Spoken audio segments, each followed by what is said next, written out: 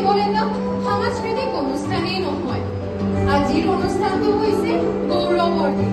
1926 চনত শদিয়াত জন্মগ্ৰহণ কৰা ডক্টৰ ভূপেন হাজৰিকা আছিল একেটাৰে গায়ক, সুৰকাৰ, সংগীত পৰিচালক, লেখক, চলচ্চিত্ৰ পৰিচালক আৰু বহুতো। আহকচোন আজি উপভোগ কৰোঁ সুধাকথ ডক্টৰ ভূপেন হাজৰিকাৰ কিছু অমৰ সৃষ্টি।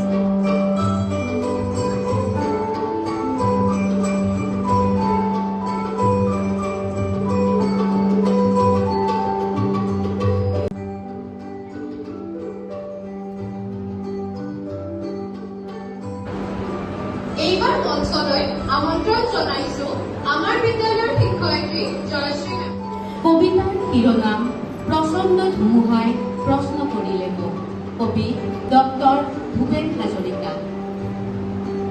প্ৰচণ্ড ধুমুহাই প্ৰশ্ন কৰিলে মোক, তোমাৰ প্ৰাপ্য কি কোৱা? মনৰ দুৱাৰ মেলি নিৰ্ভীকভাৱে কলো, তোমাৰ শক্তিশীল দিয়া।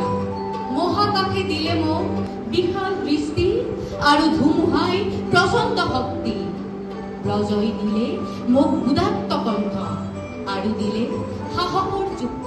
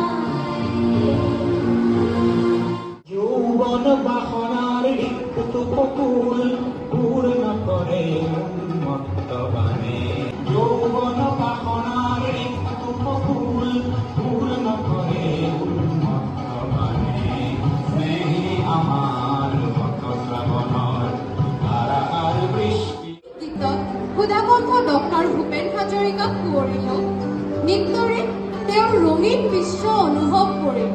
তেওঁ কৈছিল, মানুহে মানুহৰ বাবে।